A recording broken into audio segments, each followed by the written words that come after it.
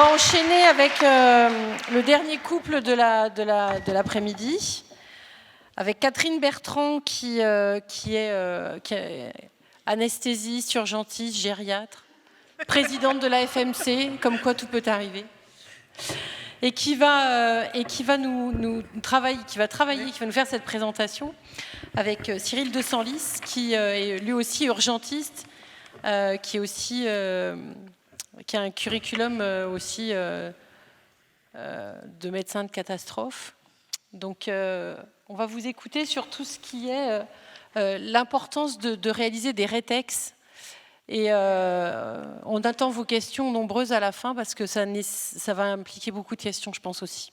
À tout de suite. Si. Bonjour à tous. Débuté après la Seconde Guerre mondiale, très implanté en aéronautique, le rétex fait encore l'objet de freins ou de réticences d'ordre essentiellement culturel. Il faut le considérer comme un processus d'apprentissage dans le but d'amélioration permanente des pratiques. Alors, la tâche est exigeante. L'auscultation doit en effet porter sur de très nombreux processus, sous le triple aspect des outils, des procédures, mais aussi des cultures. Il y a un guide méthodologique qui a été édité en 2019 par le ministère de la Santé. Il identifie 16 étapes, 3 phases. C'est clair, logique, cela paraît simple à appliquer. Est-ce que c'est si simple? Nous allons le voir. Alors on pourrait s'arrêter là parce que finalement tout est décrit dans ces 16 étapes. Mais c'est la théorie, et dans la vraie vie, tout est plus complexe. Les pièges sont innombrables, sans parler de tous les biais, et un rétex peut se rater, comme l'expliquent Patrick Lagadec et Mathieu Langlois, qui ont été très inspirants pour cette présentation. Regardez le site de Patrick Lagadec et vous verrez son expérience dans ce domaine. Je pense qu'il n'a manqué aucun rétex en France ou à l'étranger. Nous avons choisi, Cyril et moi, de vous faire voyager avec des images métaphoriques. Sergei Eisenstein disait, en parlant de ses films, qu'il voulait que des images donnent des sentiments, lesquels suscitent des idées. Et c'est ce que nous allons essayer de faire ensemble. Alors, tout d'abord, il y a un tempo à respecter. Pas trop tôt par rapport à la fin de l'événement, pas trop tard non plus. Entre 48 heures et 3 semaines après la fin de l'événement, c'est ce qui semble idéal. Il y a en effet une tendance à l'oubli sélectif ou alors à des reconstructions personnelles. On peut avoir aussi la tendance à se reconstruire des films, un film des événements.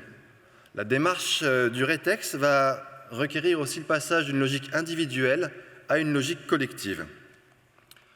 En effet, on fabrique des récits qui sont parfois arrangeants afin de se protéger de toute éventuelle mise en cause.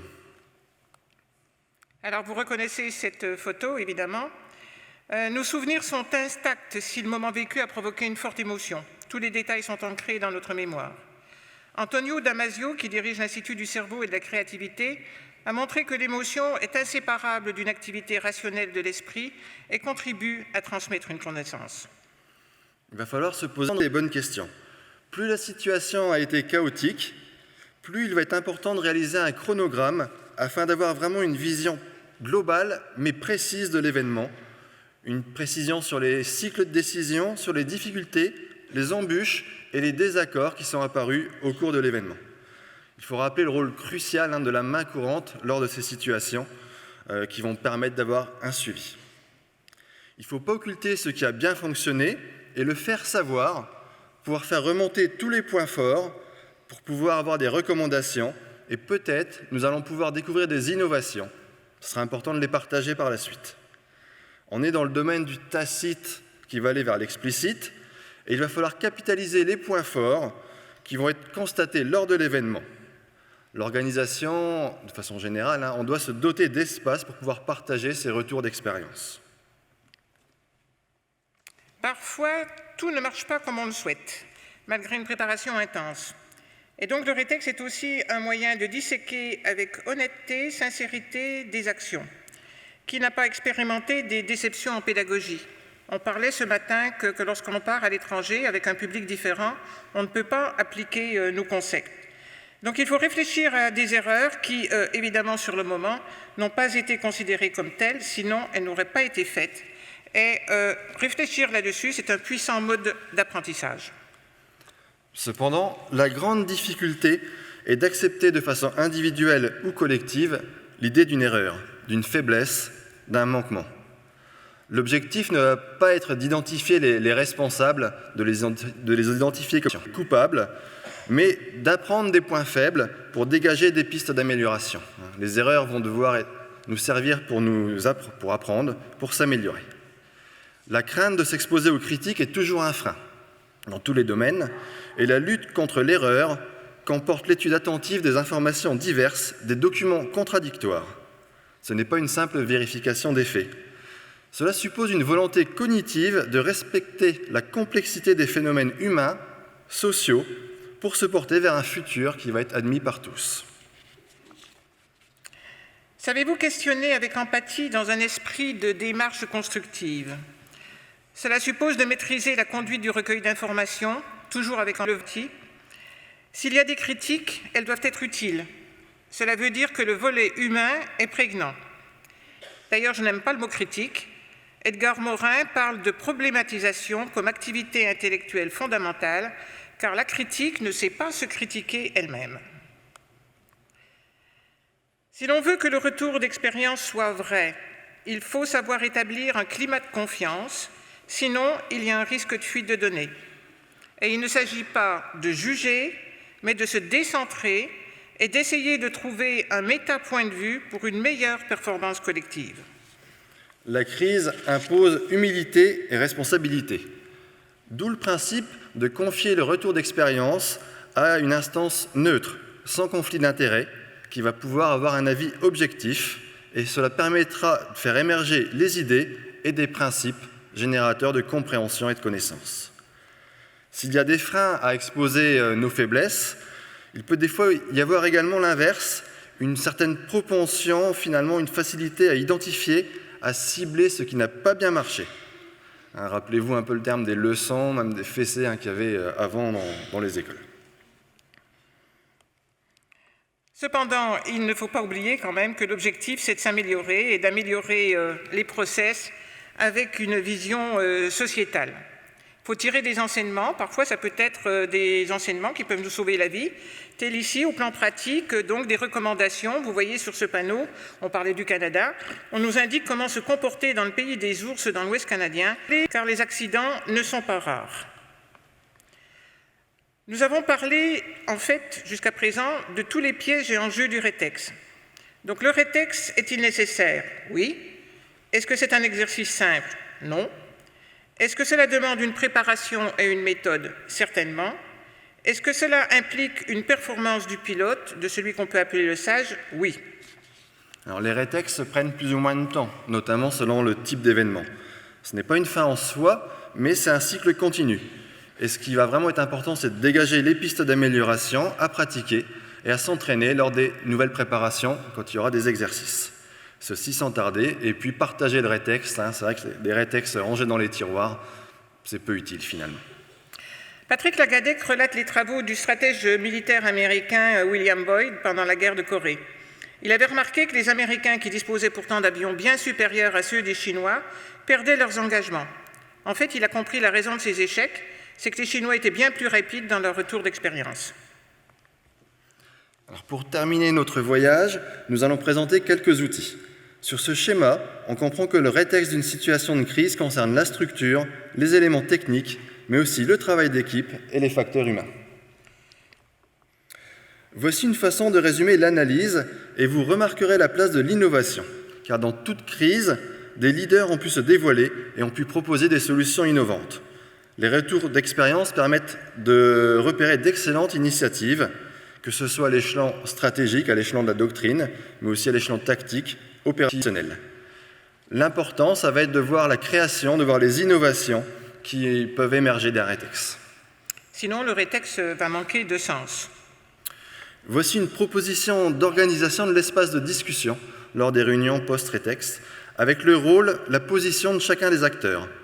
Alors ce dispositif peut être expérimenté lorsqu'on fait des exercices, que ce soit les exercices préfectoraux ou avec les CNPE, etc.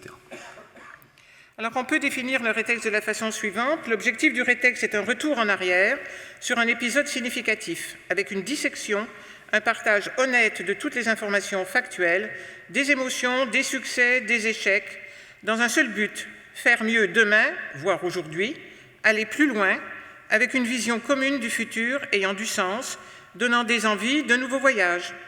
Nous avons donc sélectionné quelques références que j'imagine vous ne manquerez pas d'aller voir. Pour terminer, puisqu'on est quand même dans les SSE, dans la médecine de catastrophe, je voudrais vous faire part d'un rétexte énorme, qui en fait était une enquête de l'attentat qui a eu lieu à Manchester.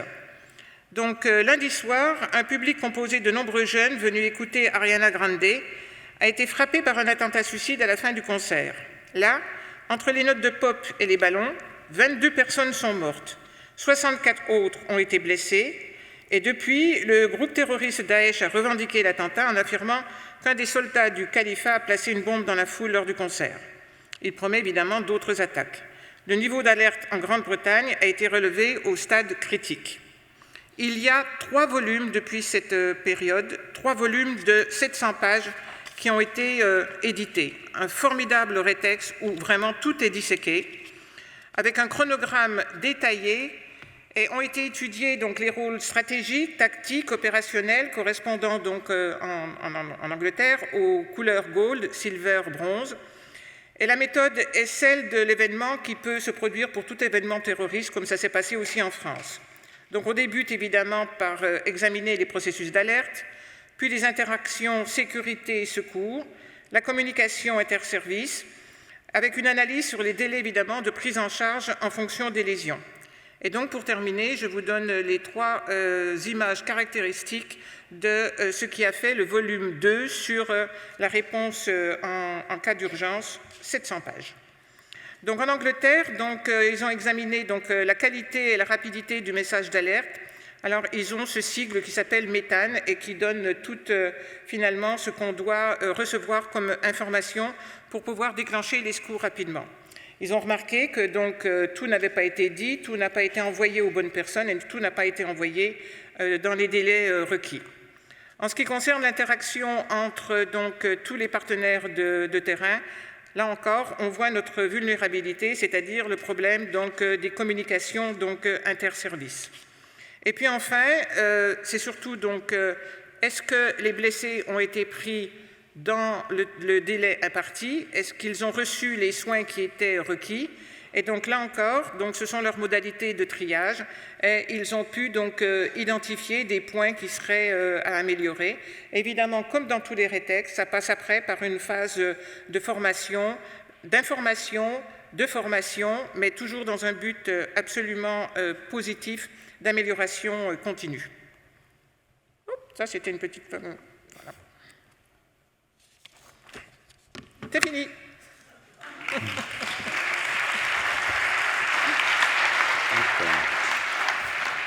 Alors, les dernières questions de ce début de soirée, est-ce que vous avez des questions, des remarques dans la salle? Non? C'est dur les rétextes et puis ça peut se rater. De quoi? Qu'est-ce que tu as dit? J'ai dit que les rétextes c'était dur et ça peut se rater. Ah oui, les rétextes, ça vise à améliorer les choses. Hein. Il y a souvent, on est toujours parfois à chercher quel est le fautif et quel est le. Et ça, c'est un danger du rétexte. Le rétexte, il n'est pas fait pour ça. Il n'est pas pour déterminer les fautes, mais il est bien là pour déterminer quels sont les. Et les 2 dames ne vont pas me contredire, messieurs non plus, mais il faut se former. Ah oui, oui, bien sûr. Alors, il y a 2 questions. Il y a plein de questions. Il y a des questions là-haut. Puis il y a Christine qui est en bas aussi. Là-haut, j'avais vu une main se lever en premier. Oui, allez-y.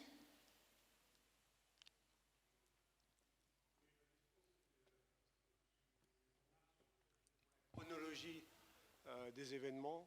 Il faut avoir des supports en temps réel.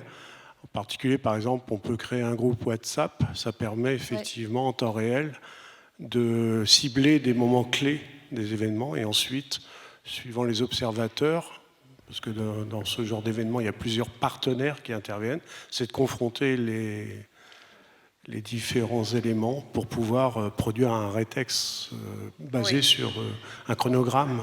Vous parlez de chronogramme, c'est vrai que c'est compliqué de faire un rétexte, c'est comme faire une simulation et revenir sur un élément précis si on ne prend pas un morceau de la vidéo à un moment donné pour montrer à la personne qu'effectivement, il a fait tout. C'est pour ça que la main courante, c'est essentiel, il faut y penser, parce que sinon après, on ne peut pas faire de rétexte.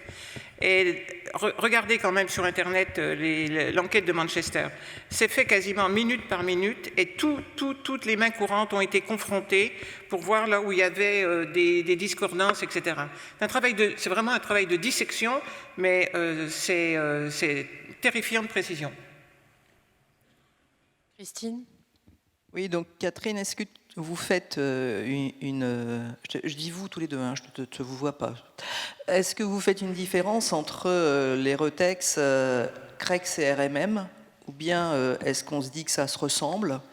Et la deuxième chose, est-ce que finalement la compétence de lui ou de celle qui va faire le retex et qui à un moment va aller chercher non pas comme tu le disais les fautes, mais les failles d'un process, a des compétences de débriefeur?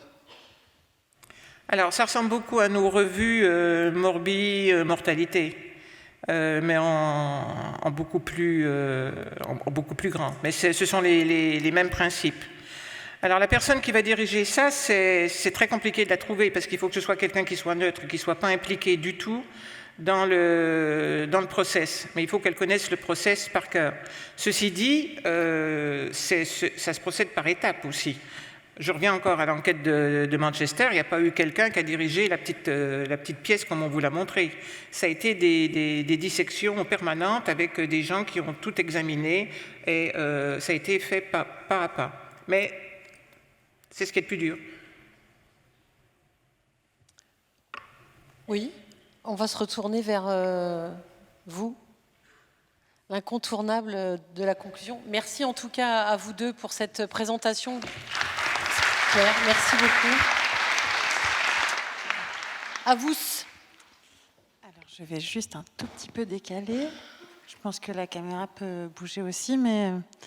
Alors, cet après-midi, on était autour de la question des péripéties d'un voyage, des expériences pour apprendre, au travers des différentes présentations, au-delà des présentations qui ont pu être captées au fur et à mesure. J'ai extrait des mots-clés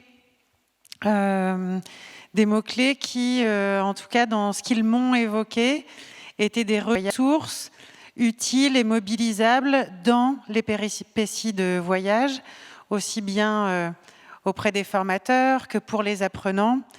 Donc, on a cette question d'incertitude, mais aussi de soutien, des outils cadrants, des aides, des ressources, des repères, des connaissances de soi aussi, avec la connaissance des biais, en tout cas l'identification de qu'est-ce que ces fameux biais nous font faire ou pas, nos limites, la connaissance, en tout cas l'identification de l'incertitude, et à l'éclairage, en tout cas de vos propos, je me dis que on identifie tous ces éléments favorables à prendre en compte dans nos péripéties, on pourrait avancer de manière plus sereine, plus confortable, toujours avec cette idée ultime de l'apprentissage tout au long de la vie.